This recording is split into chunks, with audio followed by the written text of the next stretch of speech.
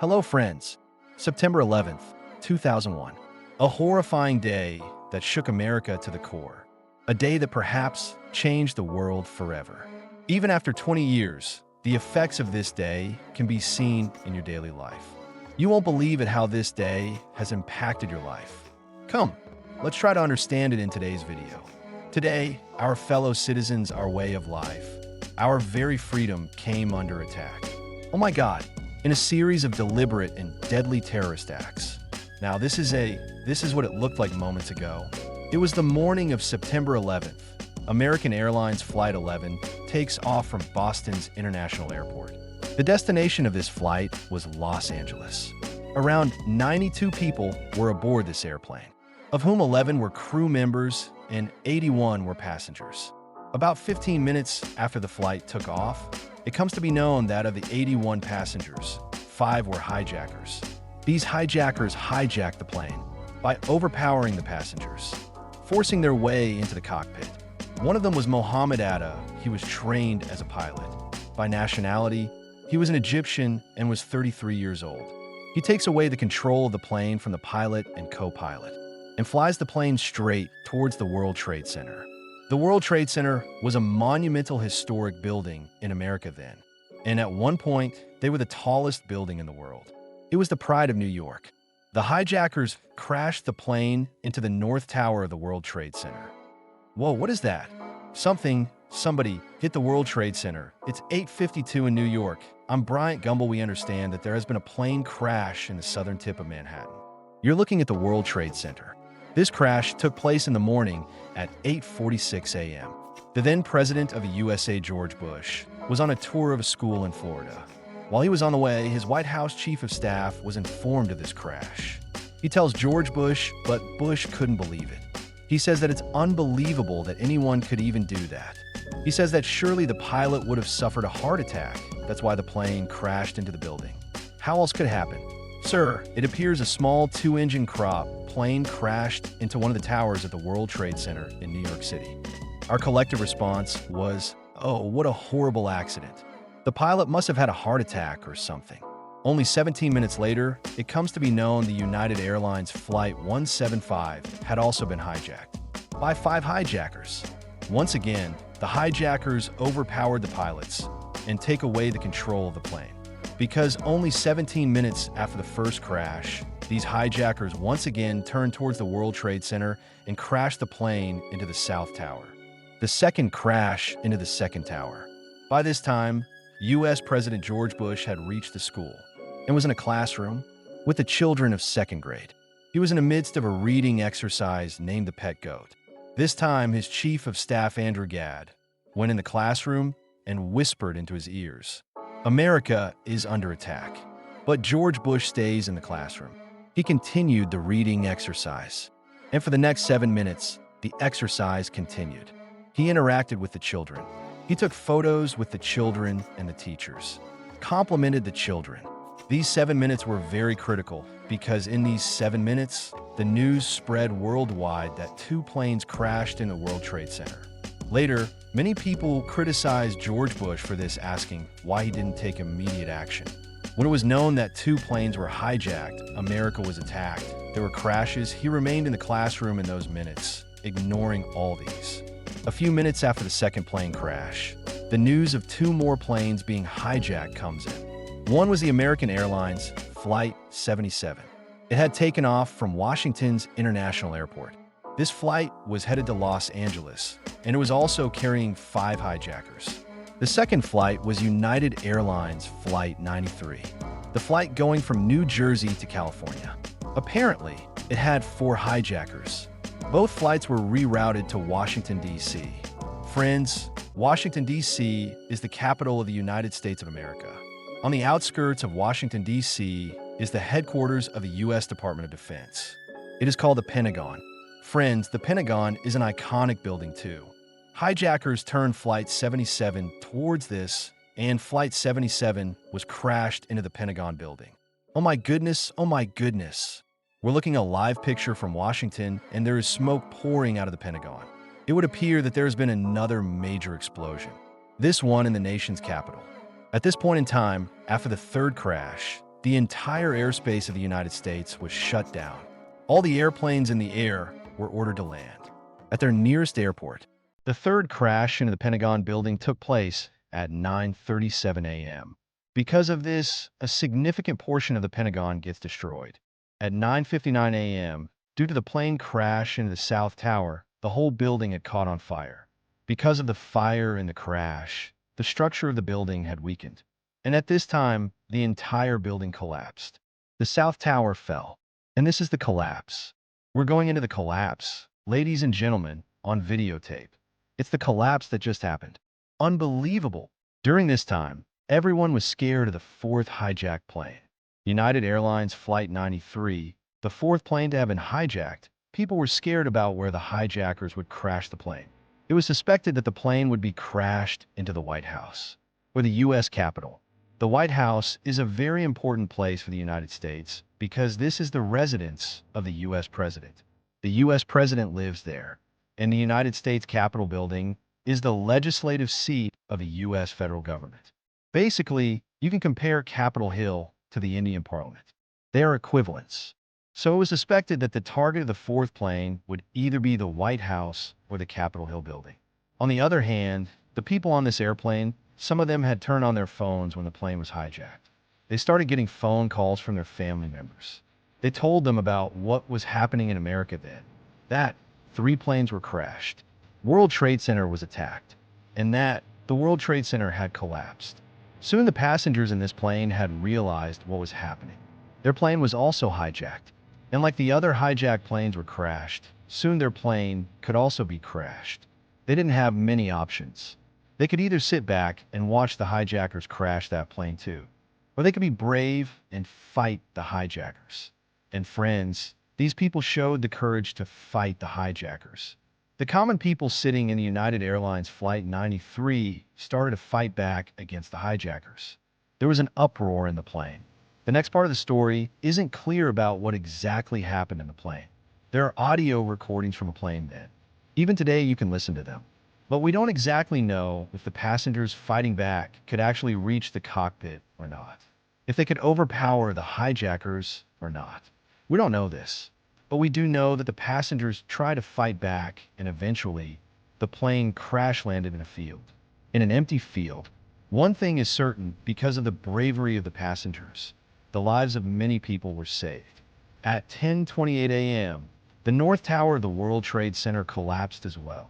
By the time this horrific morning turned into noon for America, it is revealed that a total of more than 3,000 people had died across the incidents, and more than 6,000 people were injured. Several were killed in the Pentagon, several in the World Trade Center, and the terrorist group Al-Qaeda were behind this attack. But a few days after this 9/11 attack, Osama bin Laden releases a statement saying that he is not responsible for it. He denies any responsibility. But in the 2004 U.S. elections, about 3 years after this incident, a public tape recording is published by Osama bin Laden, where he acknowledges the attack and takes responsibility for it. Osama justifies it by saying that there were several motivations of Al-Qaeda behind carrying out these attacks. The interference of the U.S. in the Middle East. The U.S. supporting Israel. Supporting the actions against the Muslims in Lebanon. Supporting Russia in crimes against Muslims in Chechnya. Sanctions that have been declared by the U.S. against Iraq. The U.S. collaboration with Saudi Arabia. Sending its troops to Saudi Arabia. Osama lists down several reasons, saying that was why they attacked America. That they were basically trying to teach a lesson to America. The main conclusion of all the reasons was that they were doing so because the Muslims were being abused. Remember this point because in the next part of the story, there is an important lesson about this. The 9/11 Commission report names a Pakistani terrorist Khalid Sheikh Mohammed to be the principal architect of these attacks. This person was involved in the 1993 World Trade Center bombing as well. He, along with 4 other accused people, were put in the Guantanamo Bay jail. He is still there undergoing trial. On the other hand, Osama bin Laden is finally killed in May 2011. But perhaps here it is very important to know that how did these attacks affect the lives of a common man? And here I'm not only talking about the American common man, I'm talking about all the common people around the world. You can't imagine the level to which these attacks have an impact. Only 6 weeks after the 9/11 attacks, a Patriot Act was passed in a rush by the U.S. Congress. Several politicians who were present in the USA Parliament hadn't even read this bill. Neither was there a proper discussion, nor were there any amendments. The Patriot Act was simply passed. What was so special in this act? This act gave the U.S. government boundless power. It gave the U.S. government the authority to spy on its citizens. It could secretly access any books, records, papers, and documents. Additionally, they reduced the power of the judiciary. And this act covered everyone. People pointed out how the government basically used the Patriot Act and used the terrorist threat as an excuse to silence its dissenters. The people speaking out in opposition of the government. This act was used to silence them. About 12 years after September 11th, whistleblower Edward Snowden made a terrifying expose about this. The news spread worldwide about how the U.S. government was carrying out surveillance. It was spying. The NSA was collecting the phone records of the customers daily. Without any warrant, without any evidence, without informing people, the government could spy on anyone, and so it did. After September 11th, friends, another shocking change was in the airport security norms. You'd be surprised to know that before 2001, in most of the airports in the world, there wasn't much security checking. Sometimes they'd merely check the ID and the metal detectors that you see while entering shopping malls. The security check was similar to that before boarding an airplane. You didn't even need to arrive long before boarding the flight. Arriving 15 to 30 minutes before was sufficient. But after September 11th, everything changed. Today, full body scans, mandatory personal ID checks, passport checks are done. Boarding passes are given. You're told to empty your pockets. When bags are checked, you need to place laptops and other devices outside. The quantity of liquids you can carry on airplanes is also restricted. And there are various minute restrictions that weren't there before. After December 2002, explosive detection systems were deployed nationwide. And later, it was done the rest of the world. In early 2003, pilots were given weapons to protect themselves for the first time. Cockpit doors were reinforced so that they could be protected against intrusions, small firearms, and even grenades. For the attacks, Osama used the excuse of USA's interference in the Middle East. But after September 11th, this was even more prevalent. After September 11th, the USA invades Afghanistan to seek out these terrorist groups. We are still witnessing the story play out. The USA remains in Afghanistan for 20 years. Though Osama bin Laden is killed, trillions of dollars of the U.S. taxpayers is wasted. Many U.S. soldiers lost their lives. Many civilians are killed in these wars. Additionally, the U.S. invades Iraq as well. Do you remember how Osama had said that because Muslims were being abused, he was taking revenge? After September 11th, the attacks on Muslims increased even more. A new wave of xenophobia against Muslims and South Asians is seen. In 2001, 481 hate crimes took place against Muslims.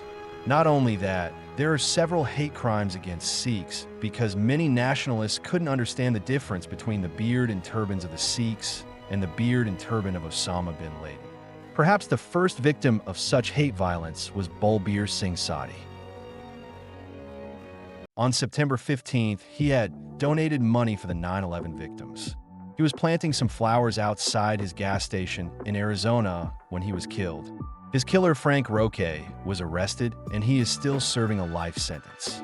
After this, some Sikh people shaved their beards and stopped wearing turbans because of security concerns. But the hate crimes against the Muslims, Sikhs, in fact against South Asians in general, and the abuses kept on increasing. The rise of fear in the Americans after these attacks. Many people were arrested without any evidence and put into jails. Tortured. Human rights abuses were seen on a large scale, and the Americans were in favor of it. They supported it. They thought that the surveillance on them and the people that were being tortured, the innocent people being arrested, was all justified in a fight against terrorism. Many critics claim that America's war on terror was synonymous with torture. Basically what happened, because of it, was that more people were choosing the path of terrorism, in anger or as revenge. There was a Bollywood film a while back New York, with John Abraham and Katrina Kaif in it. I'd say that this movie had depicted this scenario quite well. In this whole story, friends, I see a very simple lesson. Extremism breeds extremism. An eye for an eye makes the whole world blind. Osama had said that he was taking revenge against what the USA had done by killing several innocent people. And once Osama had done that, the USA said that it is taking revenge against what Osama had done by invading Afghanistan and Iraq, killing many innocent people there. And the families of the people that are killed feel that because the USA had done that to them, they would take revenge by joining a terrorist group. So this story of a revenge for a revenge, this story will continue forever. This is an endless downward spiral. It has no end. When one terrorist is killed, it creates another. And today you can see that though Osama bin Laden was killed, the organization ISIS has come to the forefront. There is a second lesson for us as well. We should never let any government use an act of terrorism as an excuse to exploit us. The US government exploited the US citizens a lot after September 11th, through the surveillance and the Patriot Act. Never be so blinded by fear that you stop seeing the reality.